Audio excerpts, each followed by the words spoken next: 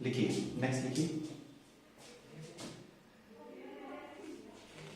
Time period of revolution of electron in nth orbit, time period of revolution of electron in nth orbit. देखो, अगर आपके पास कोई electron घूम रहा है, ये न्यूक्लियस है और यहाँ पे ये इलेक्ट्रॉन घूम रहा है, एक रेडियस है rn, उसके पास वेलोसिटी है vn, तो ये जो इलेक्ट्रॉन घूम रहा है इसका टाइम पीरियड ऑफ रोटेशन वो क्या होता है, टाइम पीरियड होता है कि कितने टाइम में उसने एक सर्कल काटा, that is basically the time period. ठीक है, तो time period can be written as 2 pi, time period, time क्या होगा, time is distance upon speed, so 2 pi r distance upon speed, speed is vn। जो ये time लगेगा इसको चक्कर काटने में, that can be written like this, 2 pi r divided by vn, vn is the velocity in nth orbit. अच्छा, अब हमारे को टाइम पीरियड निकालना है, तो 2 पाई तो हमारे पास है, radius in nth orbit that is 0.529 angstrom. ठीक है, हाइड्रोजन लाइक एटम है, तो रेडियस के लिए हमारे पास क्या फॉर्मूला था, n²/z। ठीक है, 0.529 एंगस्ट्रॉम n²/z। ठीक है आयुष, वेलोसिटी के लिए बताओ क्या था, 2.18 into 10⁶ multiplied by what, z/n, this was the formula, z/n।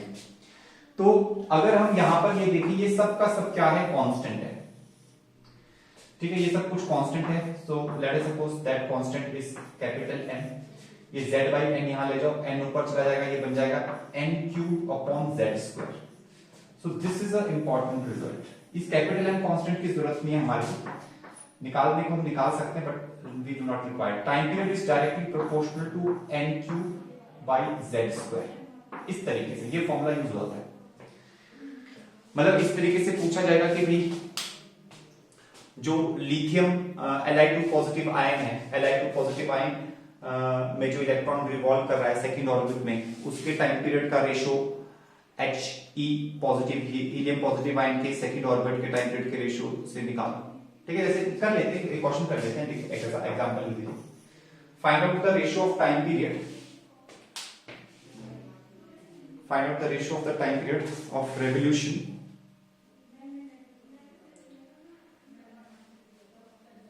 of an electron in second orbit of, time period of revolution of an electron in second orbit of Li2 positive atom to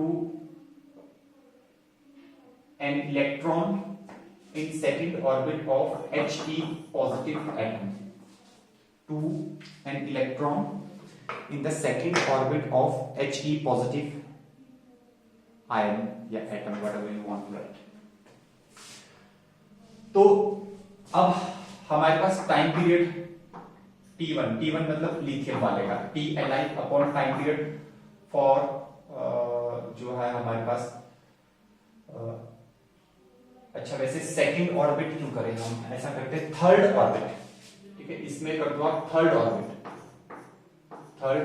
of He positive ions, दोनों का second नहीं कर रहे, एक का third. ठीक है, तो time period of He positive ion, तो जब हम इनका रेशियो लेंगे तो n³/z², Li पॉजिटिव के लिए n³ क्या है, वो सेकंड ऑर्बिट है, तो 2³/z कितना है, z होता है 3², और He पॉजिटिव के लिए जो टाइम पीरियड है उसके लिए n हमने ले लिया 3, तो ये आ जाएगा 3³ और z कितना होता है, z होता है 2², 3³/2²।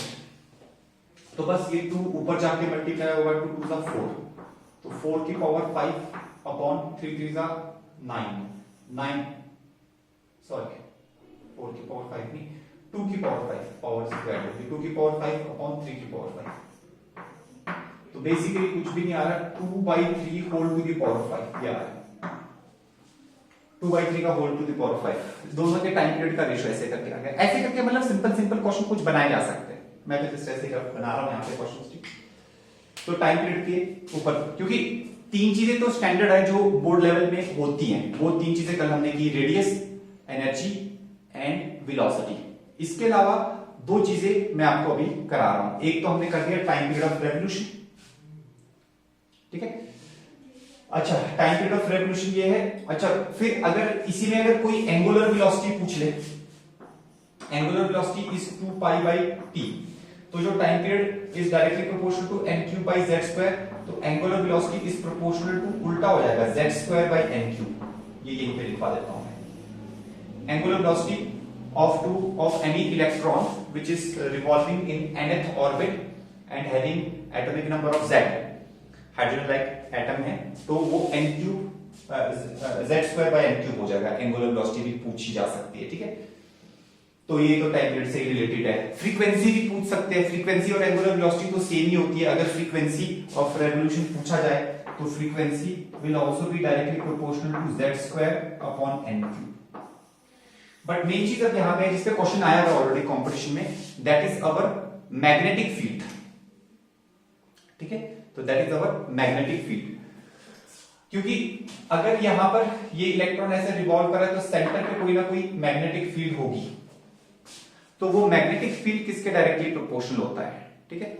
तो लिखिए मैग्नेटिक फील्ड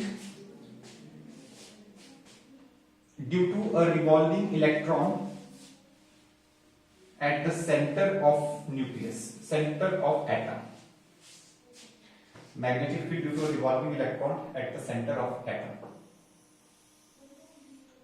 अब यहां पे देखिए, ये हमारे पास ये एक इलेक्ट्रॉन है, ये रेडियस है, रेडियस इज rn, और इसके पास एक वेलोसिटी है, वेलोसिटी इज vn। अब ये ऐसे घूम रहा है इलेक्ट्रॉन। अच्छा, जब इलेक्ट्रॉन घूम रहा है तो motion of charge, it's a charge particle, motion of charge makes what, it makes current. तो अगर इलेक्ट्रॉन एंटी क्लॉकवाइज सेंस में घूम रहा है तो करंट कैसा बनेगा? अगर इलेक्ट्रॉन एंटी क्लॉकवाइज सेंस में घूम रहा है तो करंट ऐसे चलेगा, तो ये करंट है। अच्छा, वो करंट क्या होगा? That current will be charge per unit time,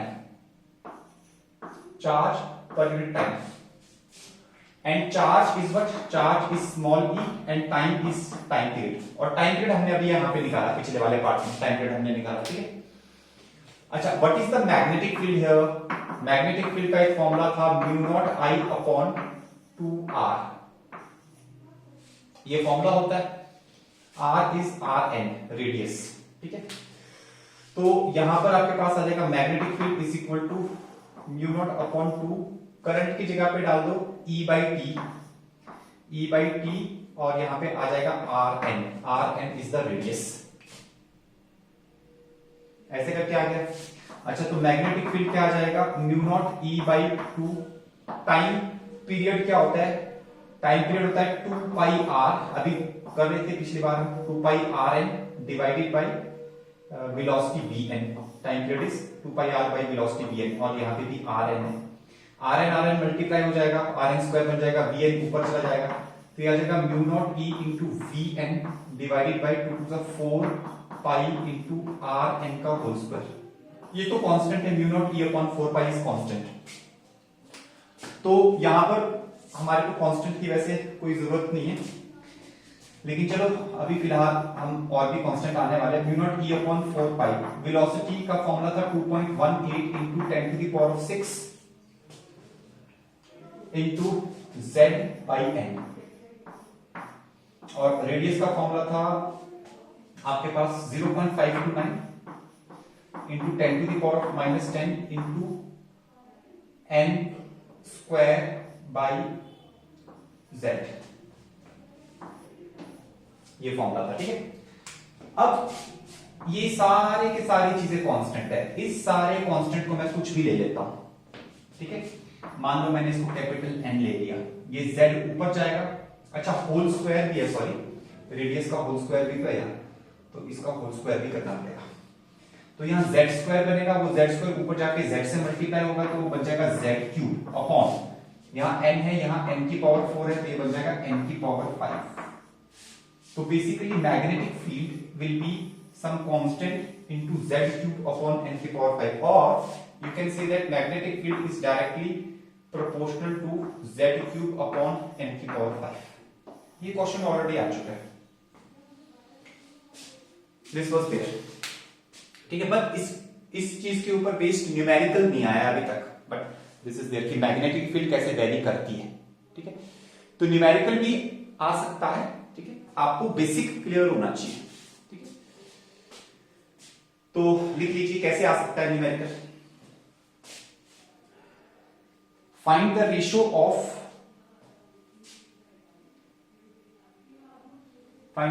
of magnetic fields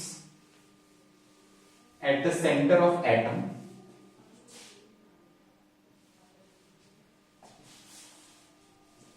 find the ratio of magnetic fields at the center of atom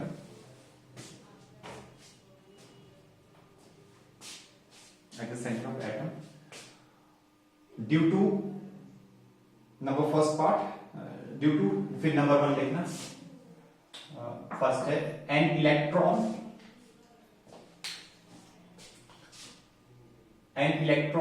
in second excited state of He positive ion and फिर second number पे an electron in third excited state of hydrogen atom. An electron in the third excited state of hydrogen. अच्छा, अब यहां पे क्या है, excited states की बात हुई है, तो थोड़ा सा हम यहां पे बात करते हैं. अगर बोला जा रहा है सेकंड एक्साइटेड स्टेट, इसका मतलब ये नहीं है कि सेकंड ऑर्बिट, ये ध्यान देने वाली बात है आपको, ठीक है. जैसे हमारे पास एक ग्राउंड लेवल होता है, न्यूक्लियस होता है, फिर न्यूक्लियस के यहाँ पे ग्राउंड लेवल होता है n = 1 उसको बोलते हैं, उसके ऊपर एक और लेवल होता है उसको बोलते हैं n = 2, उसके ऊपर एक और लेवल होता है उसको बोलते हैं n = 3. तो जो ये n = 2 होता है इसको बोलते हैं first excited state. First excited state क्यों?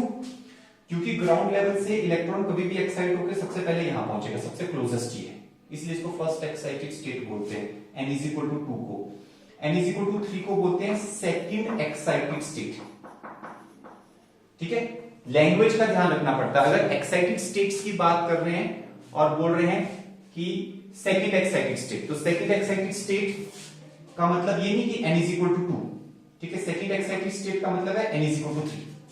तो ये वाला जो हीलियम पॉजिटिव का जो इलेक्ट्रॉन है उसके लिए वो n = 3 हम यूज करेंगे, सेकंड एक्साइटेड स्टेट. इसी ढंग से third excited state of hydrogen, इसी के आगे यहां पर n = 4 जो होगा वो अपने पास होगा थर्ड एक्साइटेड स्टेट. तो third excited state is actually n = 4, ठीक है आयुष. तो ये ध्यान में रखना पड़ेगा कि एक्साइटेड स्टेट क्या है और एनर्जी लेवल्स क्या है, उसमें फर्क होता है, ठीक है. तो लैंग्वेज का ध्यान रखते हुए अब हम कर सकते हैं, ठीक है. करेंगे आयुष. देखो मैग्नेटिक फील्ड और एट इन He पॉजिटिव का रेशियो बताना है divided by magnetic field in hydrogen, इन दोनों का रेशियो बताना है मैग्नेटिक फील्ड. तो it is directly proportional to z³ upon n की पावर 5, ये निकाला हमने. He पॉजिटिव के लिए z कितना है 2, तो 2³ अपॉन He पॉजिटिव के लिए n कितना है 3, तो 3 की पावर 5. और हाइड्रोजन के लिए n कितना है 4, तो 4 की पावर 3 अपॉन, और हाइड्रोजन के लिए n कितना है, n is equal to, because it is the sorry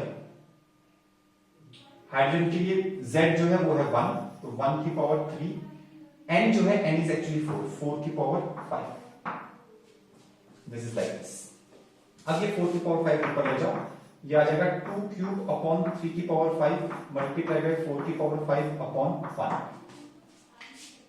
बस इसको सॉल्व जितना करना वो खुद ही कर लेना आप लोगों ने सॉल्व, ठीक है. मैं तो जस्ट आपको बता रहा था कि इस टाइप के क्वेश्चंस आ सकते हैं जो अभी तक हमने पढ़ा. अब हम इसके आगे जा रहे हैं, ठीक है. नेक्स्ट टॉपिक लिखिए जो कि इंपॉर्टेंट टॉपिक है, दैट इज हाइड्रोजन स्पेक्ट्रम.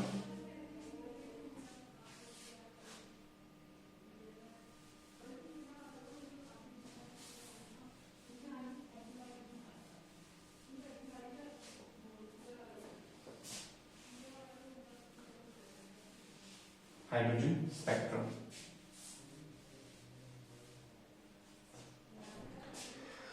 अच्छा देखो, हाइड्रोजन स्पेक्ट्रम का मतलब क्या होता है।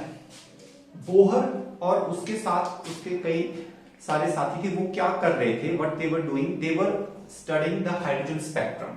ठीक है, तो वो क्या करते थे, वो एक ट्रांसपेरेंट चैम्बर लेते थे, उसके अंदर वो हाइड्रोजन गैस रखते थे। लेटर ऑन उन्होंने डिफरेंट गैसेस भी रखी, लेकिन सबसे पहले उन्होंने यहाँ पर हाइड्रोजन गैस रखी। बहुत ही लो प्रेशर पे, हाई डेंसिटी नहीं थी, बहुत लो डेंसिटी थी हाइड्रोजन गैस की, वो रखी उन्होंने। ठीक है, बहुत ही लो प्रेशर पे रखी, ऑलमोस्ट वैक्यूम क्रिएट करके रखा हुआ था। फिर वो क्या करते थे, वो इसके ऊपर इंसिडेंट करते थे लाइट, फोटॉन्स इंसिडेंट करते थे वो इसके ऊपर।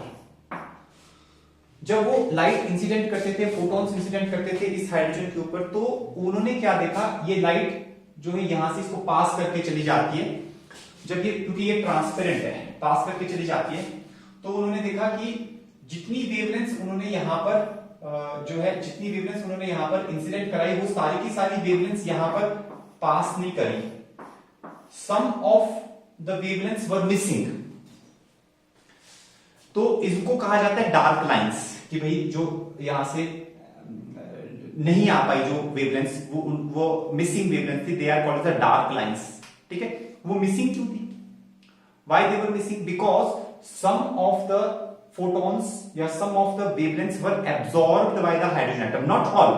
important चीज क्या है, hydrogen atom does not absorbs all the light falling on it। hydrogen atom does not absorbs, it absorbs some specific wavelengths only।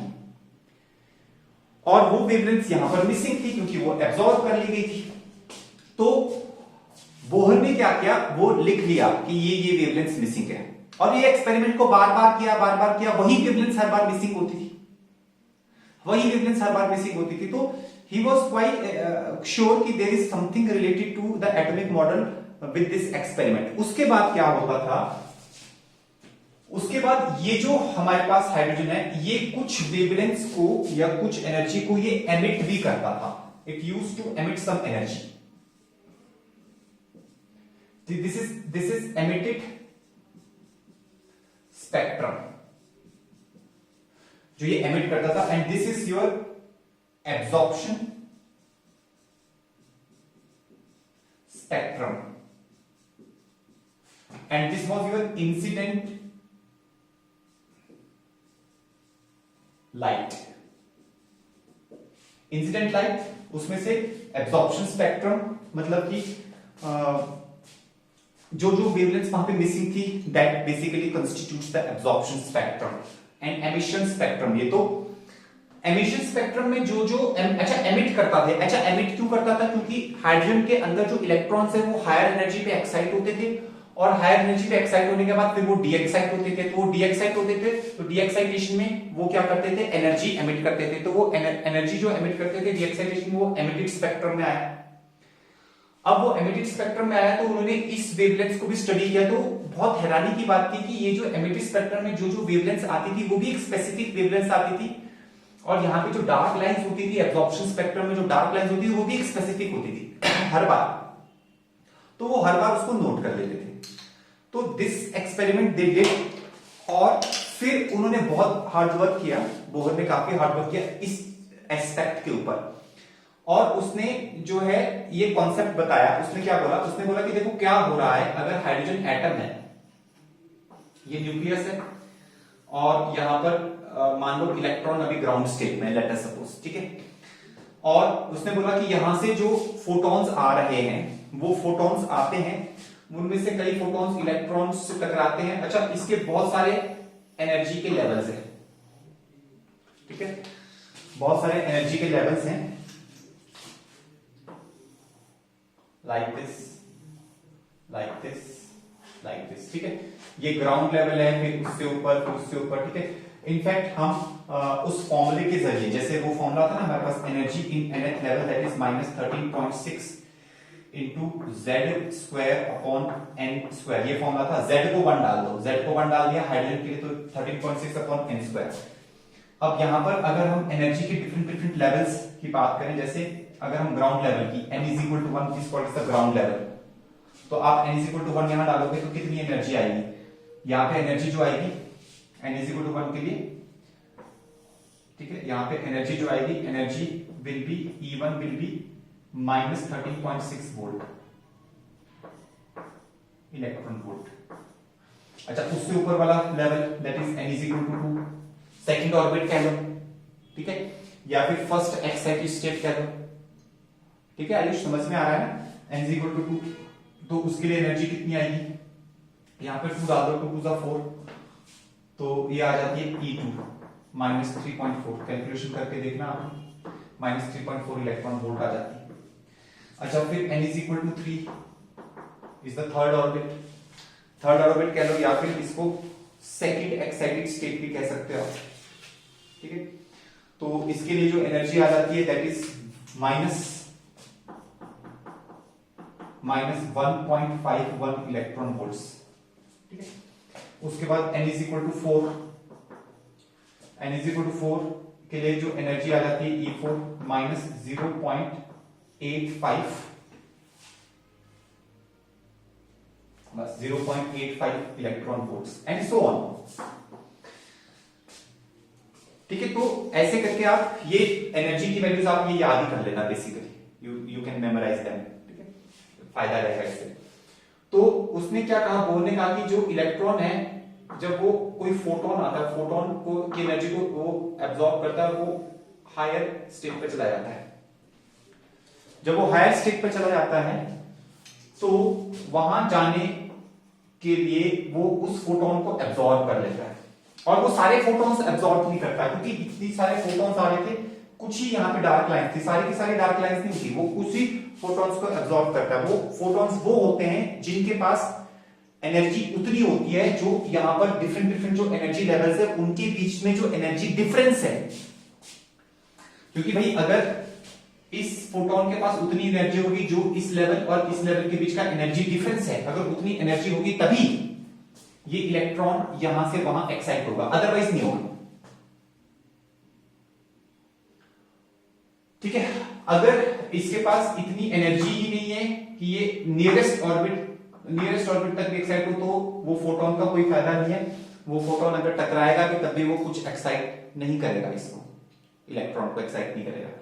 तो उसने कहा कि कुछ स्पेसिफिक डार्क लाइंस क्यों आ रही है, मतलब कुछ स्पेसिफिक वेवलेंथ ही इसीलिए एब्जॉर्ब हो रही है क्योंकि वो स्पेसिफिक वेवलेंथ उन एनर्जी के कॉरस्पॉन्डिंग है जो एनर्जीज यहाँ पे डिफरेंट एनर्जी लेवल्स, यानी इन सब एनर्जी लेवल्स का जो एनर्जी डिफरेंस है, क्योंकि वो स्पेसिफिक है, एनर्जी डिफरेंस तो स्पेसिफिक है, तो वही स्पेसिफिक वेवलेंथ मिस होती है, वही यहाँ पे डार्क लाइंस बनाती हैं। तो इस तरीके से उसने एब्जॉर्प्शन स्पेक्ट्रम को एक्सप्लेन किया। फिर उसने एमिशन स्पेक्ट्रम को भी एक्सप्लेन किया। उसने बोला कि भाई एमिशन स्पेक्ट्रम भी कैसे होता है कि जो एक्साइटेड इलेक्ट्रॉन है, वो एक्साइटेड इलेक्ट्रॉन जब वापस आता है तो हो सकता है वो यहां वापस आए, तो वापस आएगा तो वो कुछ एनर्जी छोड़ेगा, या हो सकता है वो सीधा वापस आए यहां पर आए फिर वो कुछ और एनर्जी छोड़ेगा, या हो सकता है वो पहले यहां आए फिर यहां आए। बहुत सारी पॉसिबिलिटीज होती हैं कि वो कैसे वापस आएगा। तो उसने कहा कि जब वो एक्साइटेड इलेक्ट्रॉन वापस आता है हायर एनर्जी लेवल से लोअर एनर्जी लेवल पे, तो उसकी पॉसिबिलिटीज भी बहुत सारी हैं। तो वो सारी की सारी पॉसिबिलिटीज के हिसाब से एनर्जी एमिट होती है, तो इसीलिए एमिटिंग स्पेक्ट्रम में भी स्पेसिफिक एनर्जीज आती है, क्योंकि इन सब एनर्जी लेवल्स का बीच का डिफरेंस जो है वो स्पेसिफिक है। दिस वाज हिज थ्योरी, जिस थ्योरी से उसने अपने हाइड्रोजन के एब्जॉर्प्शन एंड एमिशन स्पेक्ट्रम को एक्सप्लेन किया, जो कि रदरफोर्ड का मॉडल नहीं कर पाया था, and he did it successfully, 100% success के साथ उसने हाइड्रोजन एटम के एमिशन स्पेक्ट्रम्स को एक्सप्लेन किया था। This was his best part of his theory, ठीक है। अच्छा, अब उसने बोला कि चलो एक जनरल फॉर्मूला निकाल लेते हैं, रिडबर्ग फॉर्मूला, ठीक है। Rydberg was the name of another scientist. तो उसने बोला कि चलो एक जनरल फॉर्मूला निकालते हैं।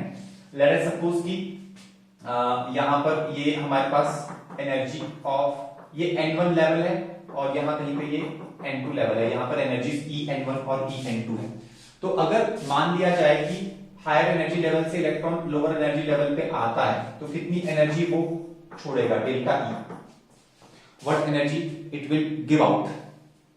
तो that will be our En2 minus En1, higher energy minus lower energy. जो अंदर वाले ऑर्बिट्स होती है उनकी एनर्जी लो होती है, क्यों? क्योंकि यहाँ पे माइनस साइन भी है ना, तो मैग्नीट्यूड वाइज बड़ी होती है, लेकिन माइनस साइन होने की वजह से उनकी लो एनर्जी होती है। जो बाहर वाले ऑर्बिट्स होते हैं उनकी एनर्जी हाई होती है। क्यों होती है हाई? नेगेटिव है, लेकिन मैग्नीट्यूड वाइज वो जो है थोड़ा छोटा है, तो नेगेटिव होने की वजह से वो हाई होती है। तो आप इसको ऐसे लिख सकते हैं minus 13.6 upon n2 square minus of minus 13.6 upon n1 square electron volt. यहाँ पे भी eV और यहाँ पे भी इलेक्ट्रॉन वोल्ट, ठीक है।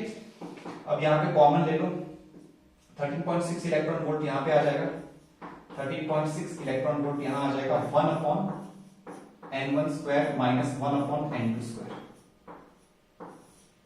ये ऐसे करके आ गया। This is our energy which is released. तो ये एनर्जी जब ये यहां से ऐसे आएगा तो एक फोटोन यहां से निकलेगा, वो फोटोन के पास ये एनर्जी होगी। अच्छा, वो फोटोन की एनर्जी तो hc बाई लैम्डा लिख सकते हैं ना, ठीक है। ये सब आई होप आप लोगों ने नोट कर लिया होगा, इसको याद भी कर लेना। 4 5 एक एनर्जी लेवल्स तक के आपको एनर्जीज याद होनी चाहिए, और उन सब एनर्जी लेवल्स के बीच का एनर्जी डिफरेंस भी आपको याद होना चाहिए, उससे बहुत क्विक हो जाते हैं क्वेश्चन सॉल्विंग। डेल्टा ई, इसको अगर हम लिख दें hc बाई लैम्डा, इसको hc बाई लैम्डा लिख दें, hc को उधर ले जाएं तो ये फॉर्मूला बनेगा 1 upon lambda is equal to 13.6, और इलेक्ट्रॉन वोल्ट को कन्वर्ट कर दो जूल्स में, 1.6 into 10 to the power of minus 90 divided by यहाँ पे hc into 1 upon n1 square minus 1 upon n2 square. तो ये सारा का सारा जो है कांस्टेंट है, इसको आप सॉल्व कर सकते हो। इसको सॉल्व करने पे जो एक नया कांस्टेंट आता है जिसको हम कहते हैं रिडबर्ग कांस्टेंट, कैपिटल आर से रिप्रेजेंट करते हैं इसको। तो 1 upon lambda is equal to capital R into 1 upon n1 square minus 1 upon n2 square, where R is our Rydberg constant.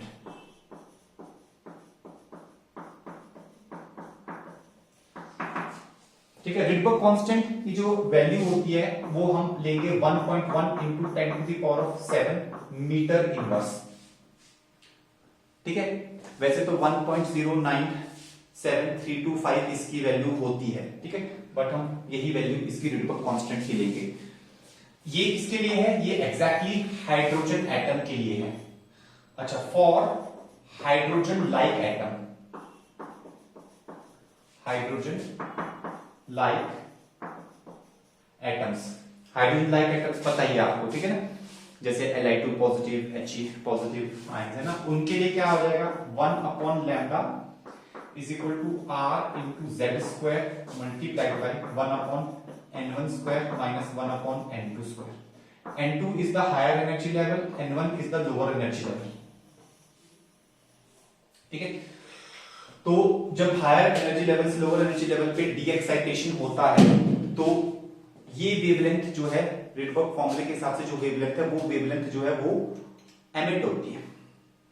तो इतना ही काम नहीं किया उसने, बोहर ने, नील्स बोहर ने, उसने और भी काम किया। उसने क्या किया, उसने बहुत सिस्टमेटिक तरीके से, बहुत ही सिस्टमेटिक तरीके से अरेंज किया इन सभी वेवलेंथ्स को।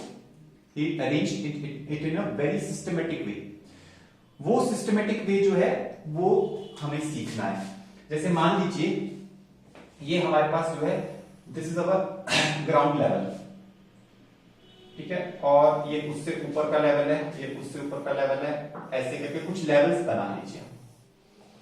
जैसे ये n इज इक्वल टू 1 है, ये n इज इक्वल टू 2 है, ये n इज इक्वल टू 3 है, ये n इज इक्वल टू 4 है, ये n इज इक्वल टू 5 है, ऐसे करके ये n इज इक्वल टू 6 है, ठीक है।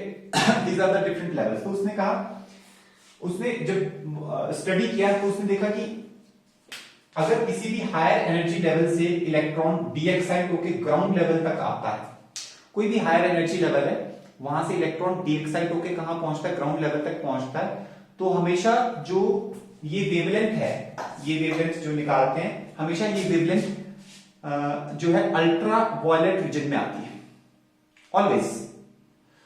मान लो इस लेवल से इलेक्ट्रॉन यहां गया, या इस लेवल से इलेक्ट्रॉन यहां गया, या फिर इस लेवल से इलेक्ट्रॉन यहां गया,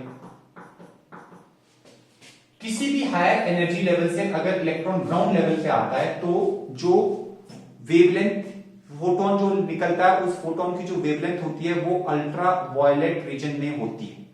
it is in the ultraviolet region. ठीक है, तो वो अल्ट्रा वायलेट रीजन में क्या होते हैं, वो फोटॉन्स जाते हैं। दिस वाज हिज सेइंग, ये उसकी एक्सप्लेनेशन थी। ठीक है, तो अगर वो अल्ट्रा वायलेट रीजन में जाते हैं तो उसमें इस सारे के सारे ग्रुप ऑफ वेवलेंथ्स को या इन सभी ग्रुप ऑफ ट्रांजिशंस को उसने कहा इनको एक ही साथ पढ़ेंगे, और उसने कहा this is called as the Lyman series. Lyman is the basically it is the name of the scientist who worked on this set of series. ठीक है, तो अब हम एक एक करके आते हैं। तो सबसे पहले लिखिए Lyman series, LAYMEN series.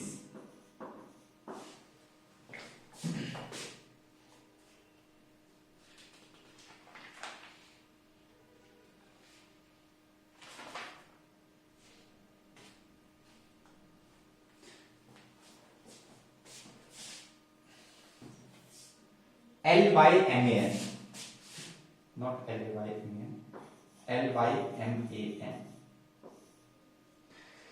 Okay, लिखिए, इसमें थोड़ा सा लिख लीजिए। When the electron de-excites to ground level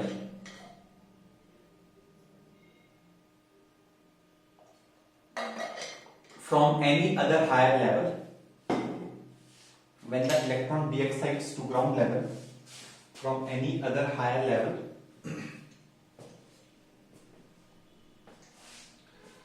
then the light which is emitted is in ultraviolet region.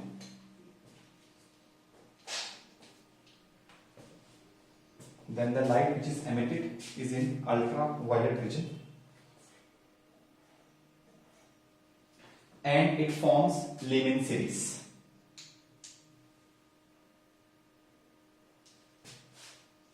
Then the light which is emitted is in ultraviolet region and it forms Lehman series.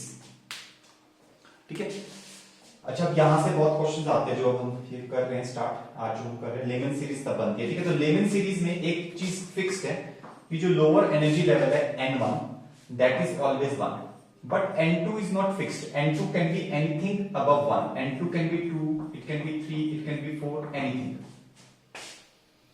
तो इसकी जो wavelength बनती है वो भी fix हो जाएगी। 1 upon lambda is equal to capital R into 1 upon, यहाँ पे N1 1 आएगा तो 1 square minus 1 upon N2 square, और बेसिकली ये आ जाएगा आपके पास R into 1 minus 1 upon N2 square, ये आ जाएगा। तो बेसिकली N2 की वैल्यू आप यहां पे कुछ भी डालोगे तो अलग अलग वेवलेंथ निकलने लग जाएगी।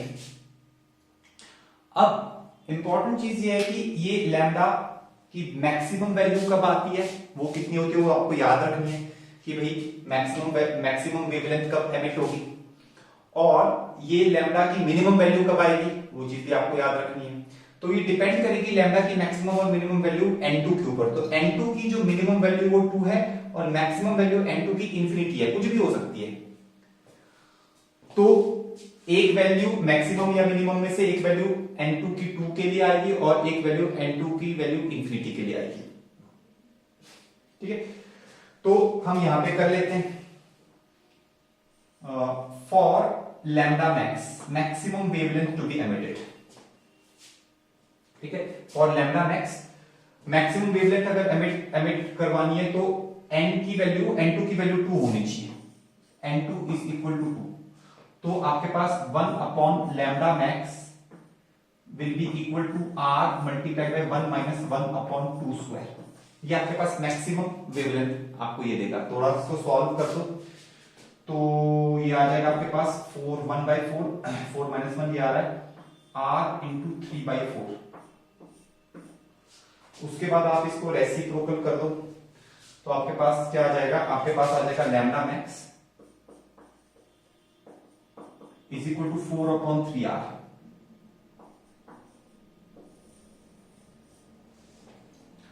ठीक है, तो मैक्सिमम जो वेवलेंथ है that will be 4/3r, r is the Rydberg constant, r के टर्म्स में ही आएगा, ठीक है। अच्छा, मिनिमम जो है उसके लिए हम क्या करें, मिनिमम के लिए you put n is equal to infinity, n2 for lambda minimum we put n2 is equal to infinity, n2 को यहां इंफिनिटी डालेंगे तो 1 upon lambda is equal to r into 1 minus 1 upon infinity, infinity square, 1 upon infinity is 0, तो 1 upon lambda is equal to r, इसको reciprocal कर दो तो lambda minimum है, ये minimum, lambda minimum is equal to 1 upon r। इसका मतलब जो लेमन सीरीज है, लेमन सीरीज में जो वेवलेंथ्स हैं वो इस वैल्यू और इस वैल्यू के बीच में ही हमेशा रहेंगी, ठीक है। तो हम यहां पे ये याद रख सकते हैं कि lambda for Lyman series it is always less than और इक्वल टू 4/3r, 4/3r, ये आपने याद कर लेना, ग्रेटर देन और इक्वल टू 1/r। इस रेंज में ही वेवलेंथ्स एमिट होगी और ये सारी की सारी अल्ट्रा वायलेट रीजन की वेवलेंथ्स हैं, अल्ट्रा वायलेट रीजन। आगे बात समझ में, ठीक है। अच्छा, अब जो है ये तो होगी लेमन सीरीज, ठीक है। सेकंड नंबर पे आते हैं बामर सीरीज, BALMER, बामर सीरीज, ठीक है। अब देखो इसमें क्या है, जब भी हमारे पास जो फोटॉन्स हैं, सॉरी इलेक्ट्रॉन्स जो है, एक्साइटेड इलेक्ट्रॉन्स, जब भी हमारे पास फर्स्ट एक्साइटेड स्टेट यानी n इज इक्वल टू 2 तक डी एक्साइट होते हैं, यहां तक हुआ, या फिर ये हुआ, या फिर ये हुआ, या फिर किसी और हायर एनर्जी लेवल से यहां तक हुआ, किसी भी हायर एनर्जी लेवल से जब वो second excited, first excited state कहेंगे या सेकंड ऑर्बिट कह देंगे, तब जो लाइट यहां पे एमिट होती है वो लाइट हमें दिखती है, बेसिकली वो विजिबल स्पेक्ट्रम में होती है। उसको जिस साइंटिस्ट ने स्टडी किया उसका नाम बामर था, उसके नाम पे बामर सीरीज ये हो गई, ठीक है। तो इस सीरीज में भी हमें मैक्सिमम और मिनिमम वेवलेंथ पता होने चाहिए, तो लिखिए, नेक्स्ट लिखिए, बामर सीरीज में लिखिए, when the excited electrons de-excites, when the excited electrons de-excites to the first excited state, then the light is emitted in visible spectrum, then the light is emitted in visible spectrum, then the light is emitted in visible spectrum and it forms Balmer series.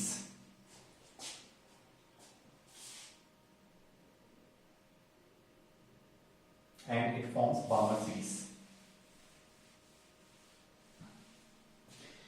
तो एक चीज तो date sure होगी कि n1 is equal to 2,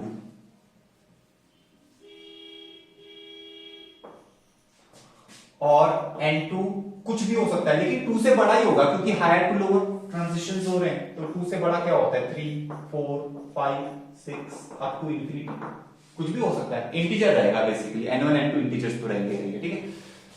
अच्छा, अब Rydberg formula 1 upon lambda is equal to r times 1 upon 2 square minus 1 upon n2 square, ये ऐसे करके आ गया, ये फॉर्मूला यहां पे यूज होगा।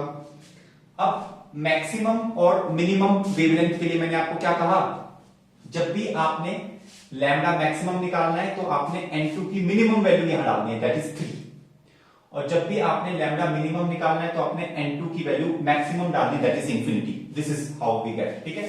तो 1 upon lambda maximum, 1 upon lambda maximum is equal to r into 1 upon 2 to the 4 minus 1 upon 3 3 is 9, ठीक है। इसको सॉल्व कर लो तो 9 4 36, 5 by 36 आ रहा है, तो ये आ रहा है 5r by 36, रेसिप्रोकेट कर दो तो लैम्डा की जो मैक्सिमम वैल्यू है that is your 36 upon 5r, this is the maximum value of lambda, ठीक है। अच्छा, मिनिमम वैल्यू ऑफ लैम्डा आप n2 को इंफिनिटी डाल दें तो बामर सीरीज के लिए मिनिमम वैल्यू ऑफ लैम्डा आ जाएगा, ठीक है। तो 1 upon lambda minimum that is equal to r into 1 upon 2 square minus 1 upon infinity square. 1 upon infinity 0, 1 upon 4 आ जाएगा, दिस इज r बाई 4। फिर रेसिप्रोकेट कर दो तो lambda minimum will be 4 by r। Lambda minimum will be 4 by r। तो basically आपकी जो visible spectrum की जो वेवलेंथ है, बामर सीरीज की वेवलेंथ है, वो 36 by 5r and 4 by r के बीच में रहेगी। तो आपके पास क्या आ जाएगा, लैम्डा इज लेस देन और equal to 36 by 5r and greater than और इक्वल टू 4 बाई r। तो लैम्डा जो है वो 36 बाई 5r से छोटा और 4 बाई r से बड़ा होगा। 4 बाई r और 36 बाई 5r के बीच में रहेगा lambda. This is what you will be having, ठीक है। अच्छा, अब जो है बस इस तरीके से और भी बहुत सारी सीरीज है, ठीक है। बामर तक मैंने आपको बता दिया। थर्ड सीरीज भी मैं आपको बता देता हूं, पाश्चियन सीरीज, PASCHEN, ठीक है। इन सब आगे वाली सीरीज के लिए लैम्डा मैक्स लैम्डा मिनिमम आपने खुद निकालना है, ठीक है। मैं बस आपको उनका इंट्रोडक्शन दे रहा हूं, ठीक है, और फॉर्मूला उनके लिए बता रहा हूं। पाश्चियन सीरीज लिखिए, इसमें लिखिए व्हेन, अच्छा यहां पे पहले समझ लेते हैं, ये जो हायर एनर्जी लेवल से जब इस वाले excited state, second excited state तक आएगी, इलेक्ट्रॉन्स ट्रांजिट करेगी, तो फिर पाश्चियन सीरीज बनती है। और इंफ्रारेड रीजन जो होता है ना, वहां पर इसकी वेवलेंथ जाती है, वहां पर लाई करती है, ठीक है। तो लिखिए when the electrons are de-excited, when the electrons are de-excited to second excited state, when the electrons are de-excited to second excited state from any higher level,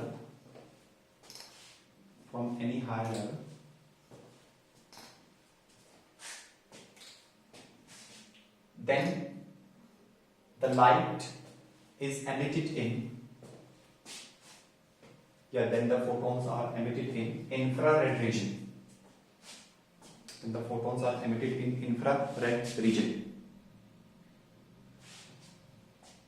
ठीक है। तो पाश्चियन सीरीज में lower level n is equal to 3 है, तो n1 आप 3 ही डालेंगे, n2 आप कुछ भी डाल सकते हैं, 3 से बड़ा होना चाहिए, 4 5 6 अप टू इंफिनिटी कुछ भी डाल सकते हैं, इंटीजर भी डालेंगे।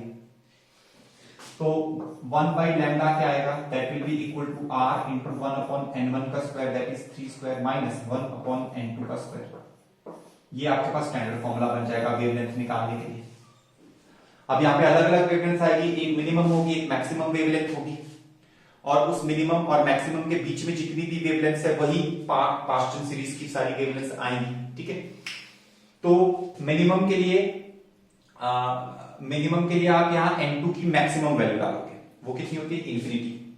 और मैक्सिमम वेवलेंथ के लिए आप n2 की मिनिमम वैल्यू डालोगे, वो कितना है, 4, तो 1 अपॉन 4 स्क्वायर आएगा, उसको सॉल्व कर लेना, इस ढंग से लिख लेना, इनइक्वालिटी के रूप में लिख लेना, पाश्चियन सीरीज होगी, ठीक है। खुद करना है इसको। 4th नंबर पे आइए, Brackett series,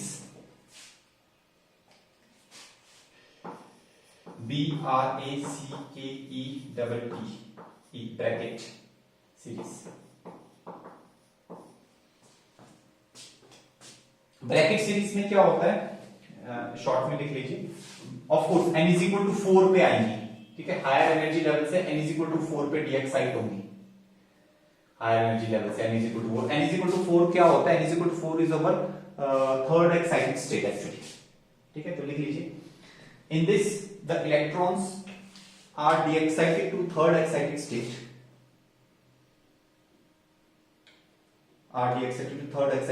from some higher energy level, are de-excited to third excited state from some higher energy level,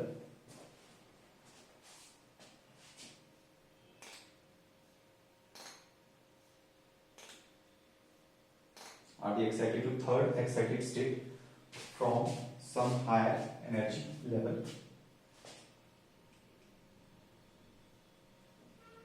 and the radiation is emitted in deep infrared region. Deep infrared region.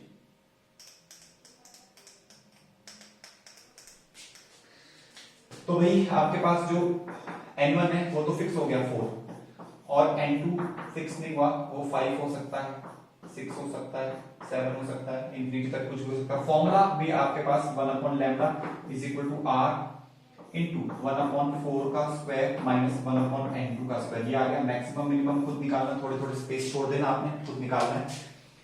Maximum के लिए N2 की minimum value 5 डालना maximum wavelength के लिए, और minimum wavelength के लिए N2 की मैक्सिमम वैल्यू इंफिनिटी डालना और बस इसको लिख देना ब्रैकेट से इजी हो। ठीक है, इसके आगे लिखिए 5th नंबर पे fund series, PFUND fund series.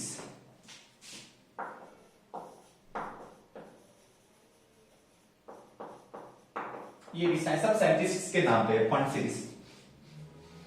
तो फंड सीरीज में भी हमारे पास क्या होगा, यहां पर भी deep infrared reason, deep IR infrared reason में लाइट जाती है, और यहाँ पे N1 जो है वो ऑफ कोर्स आपको पता चल ही गया होगा 5th लेवल तक आएगा। N1 5 और N2 क्या हो सकता है, कुछ भी होता है, 6 7 8 9 कुछ भी हो सकता है। फॉर्मूला क्या बनेगा, 1/λ इज इक्वल टू आपके पास आ जाएगा R इंटू 1/5 का स्क्वायर माइनस 1/N2 का स्क्वायर। ये आपके पास आ गया। ठीक है, ऐसे करके बहुत सारी सीरीज थी। ठीक है, वैसे अपनी एनसीईआरटी में तो आई थिंक यहाँ तक 5 तक गिवन है। ठीक है, लेकिन चलो आपको पता हो तो कोई परेशानी वाली बात नहीं। इसके आगे हम फेरी सीरीज, हम फेरी सीरीज उसका खुद को खुद कर लेना सारा का सारा एनालिसिस। ठीक है, ऐसे करके वैसे जरूरत नहीं होती है, पहली 3 या ज्यादा से ज्यादा 4 सीरीज तक ही आएगा। ठीक है, जो क्वेश्चंस आते हैं बेसिकली। तो ये हमारे पास ये खत्म होगा, दिस वाज क्वाइट इंपॉर्टेंट। ठीक है, तो ये सारा का सारा आपने अच्छे ढंग से कल पढ़ के आना, फिर कल हम इसके ऊपर न्यूमेरिकल्स करेंगे। ठीक है, यहाँ से न्यूमेरिकल होते हैं, ये खत्म हो गया, बोर मॉडल इज ओवर।